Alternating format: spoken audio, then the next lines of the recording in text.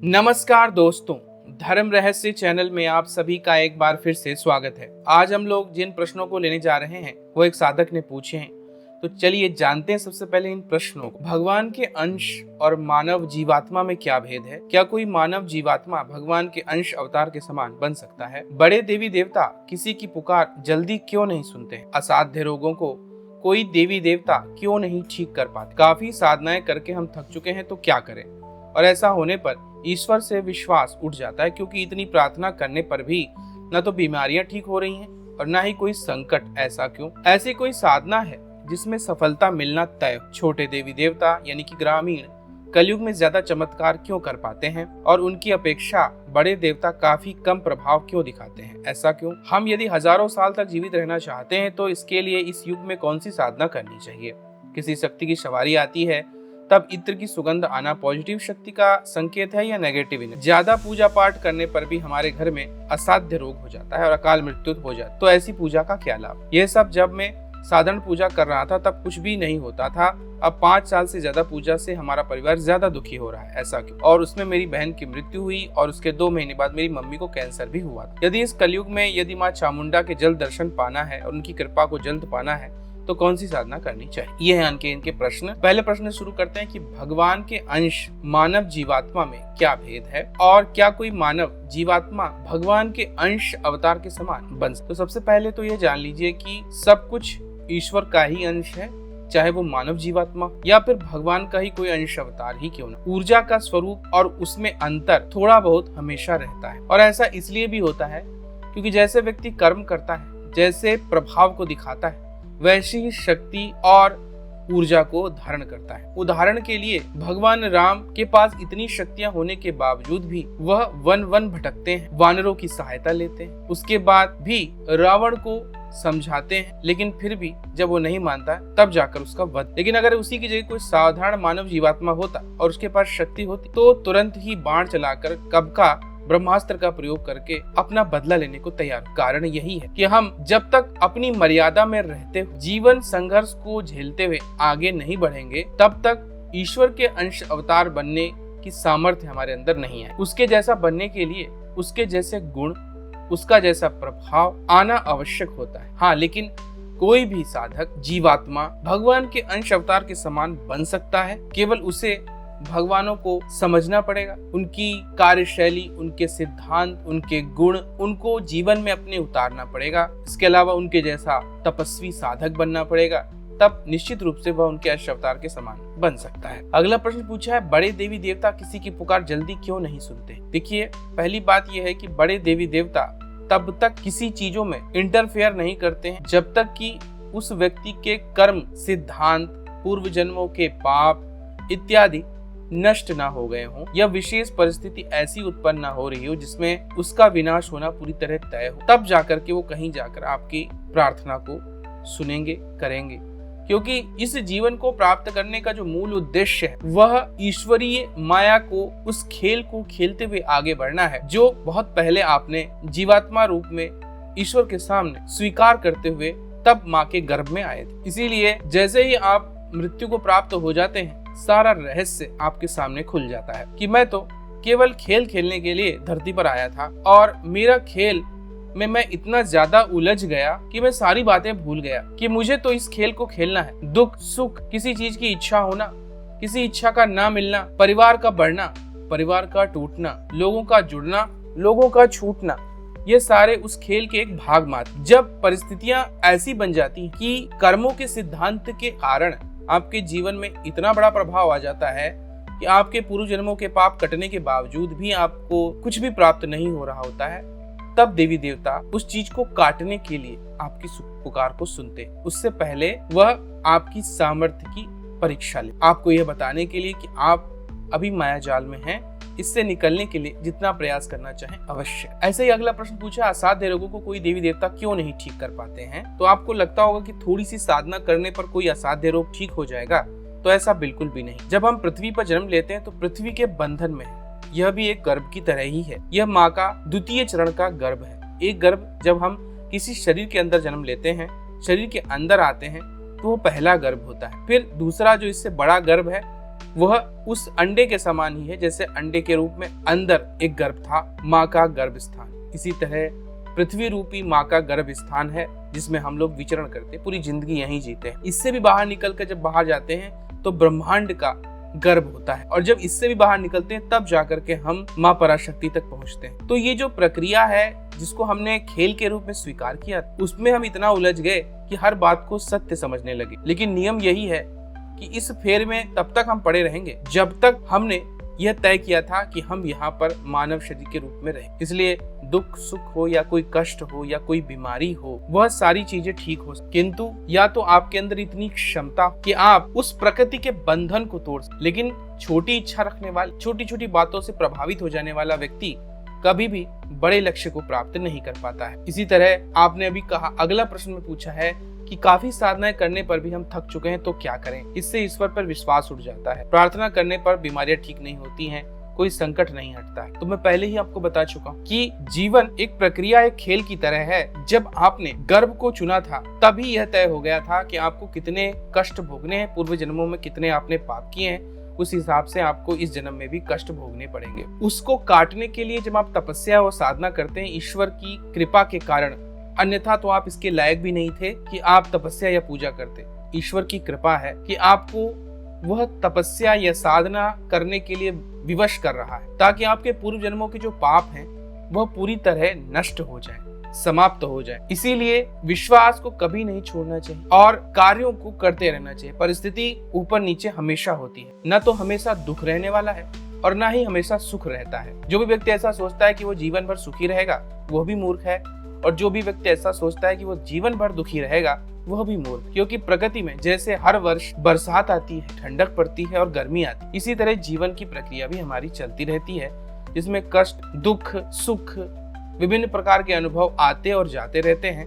इसलिए ईश्वर पर विश्वास कर अपने मार्ग पर लगातार चलते रहना चाहिए। किसी न किसी दिन आपका वह प्रक्रिया पूर्व जन्मों के आधार पर हो सकता है लंबी चले, लेकिन एक दिन समाप्त अवश्य हो। अगला प्रश्न पूछा, ऐसी कोई साधना जिसमें सफलता मिलना तय हो। निश्चित रूप से सभी साधनाओं में सफलता मिलना तय होता है, लेकिन उस व्यक्ति के लिए जो व्यक्ति अखंड ब्रह्मचारी, अखंड व्रत धारण करने वाला, अखंडित तपस्या करने वाला, जीवन को निमित्त मात्र समझकर अपने कर्म में अपना सर्वस्व झोंक देने वाला, केवल वही व्यक्ति साधना में सफल होता है। जब तक साधना तपस्या नहीं बनती है तब तक उसमें सफलता भी नहीं। इसलिए यह सोचना छोड़ दीजिए कि कब मिलेगा, क्या मिलेगा, कितना मिलेगा और कितने समय बाद मिलेगा। सिर्फ अपना प्रयास जारी रखें। अगला प्रश्न पूछा है, छोटे देवी देवता यानी कि जैसे कि ग्रामीण देवता होते हैं, कलयुग में ज्यादा चमत्कार क्यों नहीं कर पाते हैं और उनकी अपेक्षा बड़े देवी देवता काफी कम प्रभाव दिखाते हैं। ऐसा निश्चित रूप से जो छोटी शक्तियां हैं वह अपनी ऊर्जा स्तर को बढ़ाने के लिए आपकी साधना, आपकी तपस्या, आपकी पूजा पर निर्भर होती। इसीलिए भूत प्रेत, जितनी छोटी श्रेणी की शक्ति होगी वो उतनी जल्दी आपसे सिद्ध भी हो जाएगी, उतनी जल्दी आपको चमत्कार भी दिखाएगी। लेकिन वह एक ऐसी प्रक्रिया है जैसे कि बनिए के पास जाना कि मैंने इतना पैसा दिया है, मुझे इतने का सामान दे, उससे ज्यादा या कम का नहीं। लेकिन बनिया भी बड़ा चमत्कारी रूप से वह सामान देता है जो सबसे ज्यादा बेकार। लेकिन जब हम किसी बड़े या देवी देवता की बात करते हैं, निश्चित रूप से उनका प्रभाव तुरंत दिखाई नहीं पड़ता, लंबे समय के बाद दिखाई देता है, लेकिन वह स्थायी होता है, अनंत होता है और मृत्यु के बाद उत्तम लोकों की ओर ले जाने वाला होता है। वहीं ग्रामीण देवी देवता या छोटे देवी देवता या यूं कहिए कि भूत प्रेत पिशाच इत्यादि की साधना करने वाले अपने छोटी छोटी लक्ष्यों को तो तुरंत प्राप्त कर ले जाते हैं, किंतु मृत्यु के बाद उन्हीं के स्तर में उनको जाना पड़ता है, उन्हीं के बराबर हो जाना पड़ता है। इसीलिए कहा जाता है कोई भी तांत्रिक साधना कीजिए, उसके बाद उससे कुछ समय तक अपना फायदा उठाइए और उसके बाद उसका विसर्जन कर। गुरु मंत्र को कभी मत, क्योंकि यह आपके अंतिम समय में भी आपके साथ होगा, मृत्यु के बाद भी आपके साथ होगा। अगला प्रश्न पूछा है, यदि हम हजारों साल तक जीवित रहना चाहते हैं तो इसके लिए हमें इस युग में कौन सी साधना करनी। देखिए, पहली बात, प्रकृति के नियमों को तोड़ने के लिए आपके अंदर बहुत तीव्र ऊर्जा होनी चाहिए। प्रकृति के नियमों से सब बंधे हुए हैं। यहाँ पर भगवान राम की भी मृत्यु होती है, भगवान कृष्ण की भी मृत्यु हो, तो आप इससे अनुमान लगा सकते हैं इस संसार में हर एक व्यक्ति माता के अपरा स्वरूप के अधीन है। यानी कि ये जो पृथ्वी माँ है, जो माँ का ही एक अंश है, इनके नियम बंधन में जो व्यक्ति आ जाता है, यानी इनके गर्भ के अंदर जो आ जाता है, वह इनके नियम से चलता है, चाहे वो कितना बड़ा भी देवी या देवता क्यों ना। इसीलिए जन्म लेने वाले की निश्चित मृत्यु हो। लेकिन हाँ, अगर हम प्रकृति के कुछ चीजों को समझ सके, उनके रहस्यों को जान सके, चाहे वो साधना के द्वारा हो या फिर प्रकृति को समझने के तरीकों से, तो हम ज्यादा समय तक जी सकते। कैसे कि एक कछुआ 300 सालों तक, एक बरगद का पेड़ 500 से लेकर 1000 वर्ष तक जीवित रह सकता है। आखिर वो ऐसा जीवित क्यों रह रहा है? अगर इन रहस्यों का हम लोग पता लगाएं, इनसे जुड़ी हुई साधनाएं, शक्तियों को जाने, तो निश्चित रूप से हम हजारों सालों तक जीवित रहे। अगला प्रश्न पूछा है, किसी शक्ति की सवारी आती है तब इत्र की सुगंध आना पॉजिटिव शक्ति का संकेत है या नेगेटिव एनर्जी? इस आधार पर हम नहीं तय कर सकते हैं कि इत्र की सुगंध पॉजिटिव शक्ति है या नेगेटिव शक्ति है। उसके प्रभाव से कर सकते हैं, उसके गुणों से कर सकते हैं। जब हमारे अंदर गुण तामसिक आने लगते हैं तब वो शक्ति नकारात्मक होती है, और जब हमारे अंदर उस शक्ति के कारण गुण सकारात्मक आने लगते हैं, यानी पॉजिटिव आने लगते हैं, जैसे दूसरों का भला करने के बारे में सोच, स्वयं के हित के बारे में ना सोचना, जगत के कल्याण के बारे में सोचना, किसी पॉजिटिव शक्ति का संकेत। स्वयं के हित के बारे में सोचना, अपनी इच्छाओं की पूर्ति करने के बारे में सोचना, दूसरे का भी बुरा हो जाए लेकिन अपना भला होना चाहिए, ऐसी बातें, ऐसे गुणों का आना नेगेटिव शक्ति का सूचक माना। इसी प्रकार से अगला प्रश्न हमने पूछा है, ज्यादा पूजा पाठ करने पर भी हमारे घर में असाध्य रोग, अकाल मृत्यु हो जाए, फिर ऐसी पूजा का क्या लाभ? तो मैं निश्चित रूप से बताता हूँ कि हर एक व्यक्ति अपने कर्मों के लिए खुद जिम्मेदार। जैसे आपका पिता अपने कर्मों के लिए, आपकी माँ अपने कर्मों के लिए, आप स्वयं अपने कर्मों के लिए, आपकी बहन आप उनके खुद के कर्मों के लिए। ईश्वर की माया जाल में सिर्फ इन सब लोगों को हम लोगों ने एक साथ इकट्ठा होते देखा है, यानी कि परिवार बनते देखा। अब सोचो, पृथ्वी पर कहीं कोई व्यक्ति जो भयंकर बीमारी से पीड़ित है, हो सकता है वो आपका रिश्तेदार ना हो, तो आप उसके बारे में नहीं सोच। पृथ्वी पर कोई व्यक्ति जो आज ही चमत्कृत रूप से अरबपति, खरबपति, पैसोपति, अद्भुत शक्ति सामर्थ्य उसको हासिल होने वाली है, लेकिन वो आपका रिश्तेदार नहीं है, इसलिए आप उसके बारे में नहीं। लेकिन एक साधु व्यक्ति, एक ईश्वरीय मार्ग का व्यक्ति इन सबको अपना रिश्तेदार समझता है। परिवार उतना ही नहीं है जितना ईश्वर ने हमको साक्षात या आपके नजदीकी मित्रों, रिश्तेदारों के रूप में दिया। रिश्ते में सारे के सारे सभी हमारे रिश्तेदार ही हैं। वसुधैव कुटुंबकम की भावना ही सबसे बड़ी हो। और जो भी व्यक्ति किसी असाध्य रोग से ग्रसित हो रहा है, उसे भी कोशिश करनी चाहिए कि वह अपने आप को ठीक करने का प्रयास करे,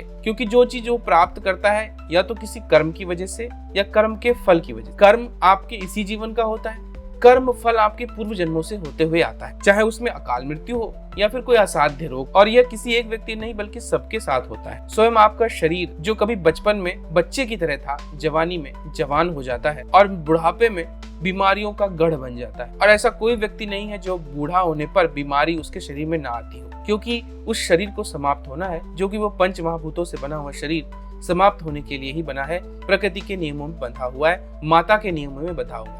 तो इस धरती पर जो भी जन्म लेगा वह एक प्रक्रिया में, एक नियम में बंधा हुआ है, यानी उसे बचपन से लेकर के बुढ़ापे तक की पूरी यात्रा कर। तो इसलिए ये मत सोचिए कि सिर्फ ये आपके साथ या आपके परिवार के साथ हो रहा है, ये जगत में सबके साथ हो रहा है। हाँ, किसी के ऊपर प्रभाव ज्यादा है, किसी के ऊपर कम, उसका कारण उनके पूर्व जन्मों के कर्म, इस जन्म के कर्म दोनों सम्मिलित। अगला प्रश्न पूछा है, यह सब जब मैं साधारण पूजा करता था तब कुछ नहीं होता था, अब 5 साल से ज्यादा पूजा से हमारा परिवार ज्यादा दुखी हो रहा है, ऐसा क्यों? और उसमें मेरी बहन की मृत्यु हुई और उसके 2 महीने बाद मेरी मम्मी को कैंसर हो गया, ऐसा। तो जैसा कि मैंने बताया कि भगवान ने आपको जब ज्यादा पूजा करवाई, वो इसीलिए करवाई कि आप पाप से बच, जो पूर्व जन्मों के पाप हैं, जिनका फल आपको भोगना था, आपकी स्थिति हो सकता है इससे भी ज्यादा बदतर हो सकती थी, आपके परिवार की स्थिति इससे भी ज्यादा खराब हो सकती, शायद उसके लिए ही उन्होंने ज्यादा आपको पूजा करवाई। साधारण पूजा से आपका मन उस ओर जोड़ा होगा, जिससे पहले आप पूजा करना सीख जाएं,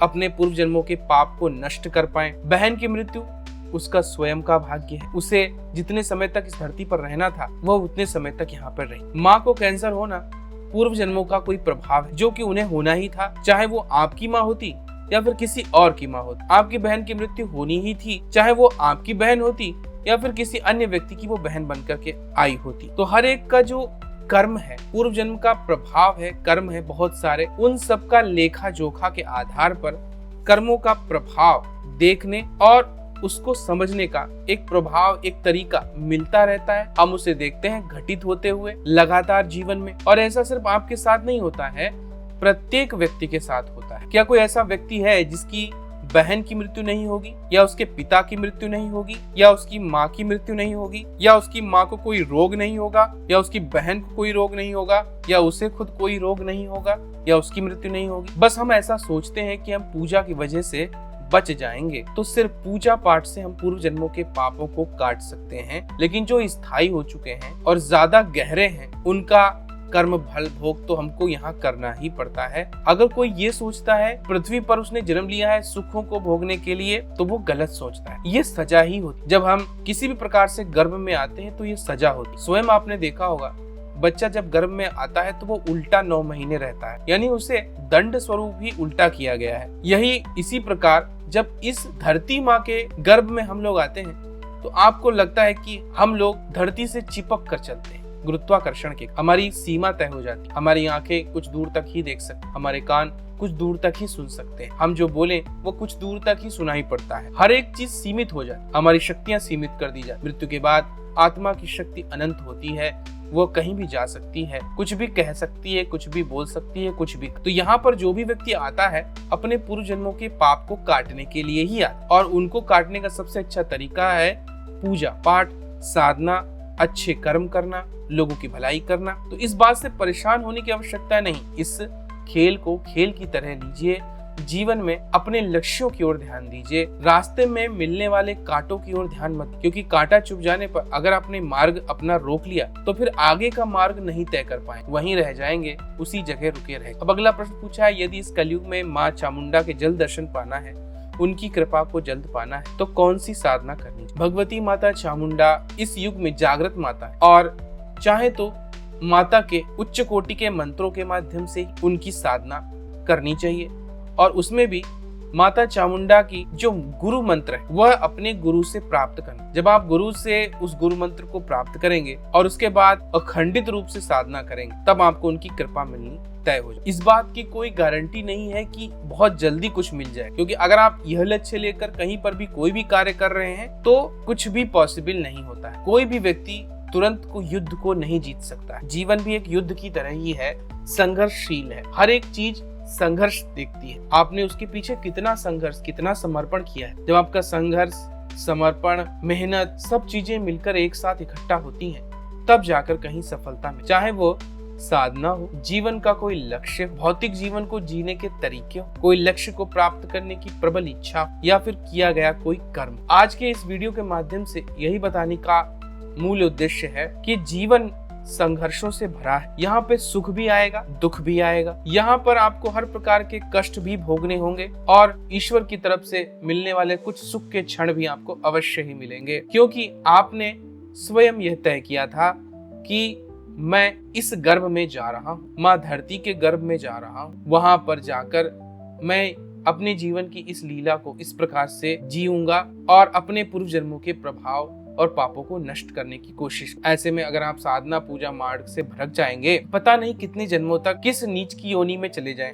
अगर किसी नीच योनि में चले गए तो वहां पर तो आपको इतनी बुद्धि भी नहीं होगी कि आपको बाहर कैसे निकलना है। इसलिए अपने मार्ग पर टिके रहें, इस सामर्थ्य को आगे बढ़ाते रहें और अपने कार्यों को करते रहें। माँ के प्रति समर्पण रखें, माता पराशक्ति की शरण में पूरी तरह जाइए, क्योंकि इस सारे खेल की मूल रचनाकार वही हैं, वही सभी को भरमाने वाली, वही सबको निकालने वाली है। अगर आज का वीडियो आप लोगों को पसंद आया है तो लाइक करें, शेयर करें, सब्सक्राइब करें चैनल को।